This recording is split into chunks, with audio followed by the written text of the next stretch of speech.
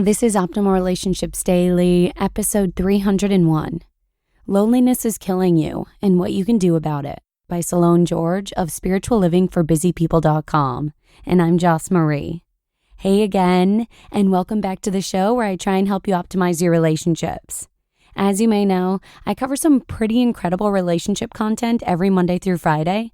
And today, I'll actually be narrating a post from Cylon George that offers some tips for preventing loneliness. And I think we've probably all experienced loneliness at one point or another in our lives. So let's hear what Cylon has to say and start optimizing your life.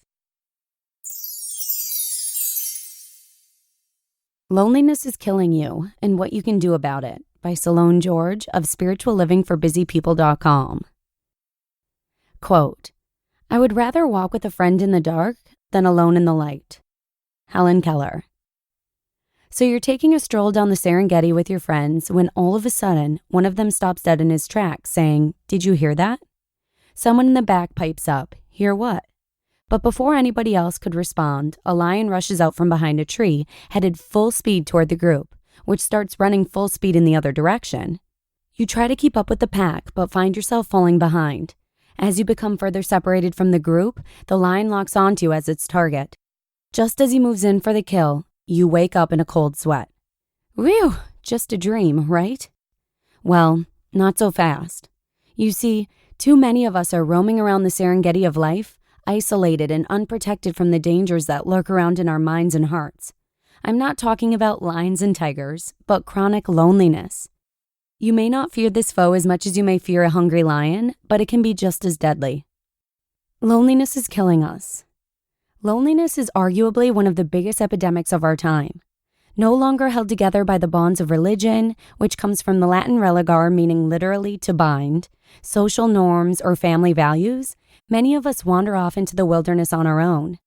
Nothing is wrong with being in the wilderness for a time per se. Most of us go through such periods by necessity in order to experience personal growth and greater maturity. But as humans, we're not meant to go at it alone our whole lives. Loneliness is on the rise. As our lives become more hectic, each person vigorously pursuing their dreams and visions, we make less time for cultivating friendships. This is especially true once a person settles down to start a family or advance their career. The friendships of our childhoods and early adulthood quickly fade into the background of our busy lives. Before you know it, you're depressed, you find it difficult to cope with everyday life, you're falling behind at work, and your most important relationships are falling apart. As parents of 7 young children, my wife and I know what it's like to feel isolated. We, like countless others, struggled to maintain our friendships or form new ones. For a while, we didn't think much of it. We had each other and our children, and that felt like enough. But as our duties at home increased, we grew more stressed and felt increasingly isolated. For me, it took losing my job and going through a marriage crisis before I began to appreciate how dangerously lonely being isolated can make you feel.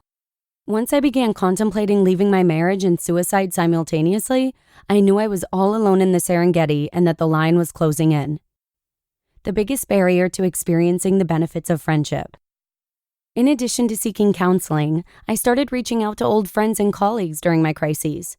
In doing so, I was finding my pack again. As I realized how even brief conversations with people I had not spoken to in years helped me navigate my difficult period, I wondered why I did not keep up my friendships. I wondered why I felt some guilt for reaching out only when I was in trouble. In the New York Times article, "Why is it hard to make friends over 30?" the author points out that sociologists have long believed there were 3 things required in order to establish close friendships: proximity, repeated unplanned interactions, and a setting that encourages people to let their guard down and confide in each other. The problem is that so few of us can experience this ideal environment once we're all grown up. I realized that I'd set the bar so high for meaningful interactions that I didn't bother to be more intentional about reaching out to friends or make the effort to have meaningful interactions with strangers. The biggest barrier to my benefiting from friendship was my perfectionist idea about what friendships should look like. If we couldn't talk 3 days a week or go out for coffee once a month, I wrote certain people off my list of meaningful friends. However, the real value of friendships is the ability to find meaningful connection with another human being. Didn't much matter if this was accomplished with someone I see every day or someone I see once a year. Some of my most meaningful interactions have lasted years. In spending time with other people in couples, my wife and I realized that though we loved each other and worked as a good team for many years, we weren't each other's best friend. Somehow, over the years, we stopped connecting on a deep level, even though we were around each other all the time. We started to break our isolation, not only from others, but from each other. Free yourself from isolation. The key to benefiting from your relationships is to understand that friendships can be more than one thing. So with this perspective in mind, here are some action steps you can take today to break the isolation. Number 1, reach out to an old friend. Don't even waste a thought trying to remember how long it's been since you spoke with an old friend. Send an email, pick up the phone, write a letter. The very act of reaching out will instantly lift your mood. Number 2, talk to someone who looks like they could use a friend. Next time you're taking public transportation, try to identify someone who could benefit from a friendly conversation. Try striking up a conversation with them. Yeah, it's risky and you might get rejected, but who knows? Chances are you would have made that person's day, maybe even saved their life because you cared enough to notice them. Number 3, become a better listener. Dale Carnegie, in his book, How to Win Friends and Influence People, wrote, "You can make more friends in 2 months by becoming interested in other people than you can in 2 years by trying to get other people interested in you." Nothing says I'm interested in you more than giving a person your undivided attention. Number 4, leverage work relationships. Remember, the people you work with don't have to become your best friends or know everything about you. Smile at your colleagues, even the ones you're competing with for the upcoming promotion. That alone can create bonds of connection. Number 5, get off Facebook.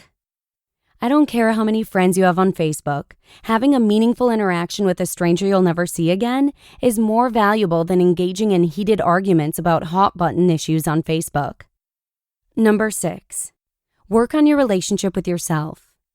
What's your self-talk like? Do you constantly put yourself down, or do you treat yourself as you would someone you enjoyed being around? And number 7, work on your relationship with God. What's your relationship like with God? Do you pray when you're feeling all alone? Do you believe that God is with you even when you feel abandoned? You don't have to be lonely. Even with 7 billion people on the planet, our lives can feel quite lonely. But it doesn't have to be that way. You were made for connection. All you need to do is reach out. You may be in a period of life where it's hard to make close friendships, but it doesn't mean you need to starve yourself of human connection. So don't be afraid to reach out, because chances are there's at least one person out there who's dying to connect with you. You just listened to the post titled, "Loneliness is Killing You and What You Can Do About It" by Cylon George of spirituallivingforbusypeople.com. I'll admit, I am totally guilty of not reaching out to friends as much as I should these days. One second I think about texting them, but then I never actually pick up the phone and do it. It's becoming a really bad habit. And I'm grateful for Cylon's post because it's a really good reminder to stay on top of it. And if you'd like to hear more content from Cylon, you can actually subscribe to make sure you get any former and future episodes from him. But with that, I'm going to go ahead and wrap up episode 301. Thank you so much for listening, and I'll see you again tomorrow with a post from Science of Relationships, where your optimal life awaits. Hello, Life Optimizer. This is Justin Malik, creator and producer of this podcast, but also Optimal Living Daily, the show where I read to you from even more blogs covering finance, productivity, minimalism, personal development, and more from incredible bloggers like Derek Sivers, Zen Habits, Mark and Angel, The Minimalists, and all the ones you hear on this show too. So if you enjoyed today's episode and like taking amazing blogs on the go, come on over to Optimal Living Daily and subscribe to that one too. And together, we'll start optimizing your life. You've been listening to Optimal Living Daily. Be sure to hit the subscribe button to stay up to date on each new episode and head to oldpodcast.com. That's OLDpodcast.com for a free gift as well as more actionable tips and resources to help you maximize your potential. Thanks for joining us, and remember, your optimal life awaits.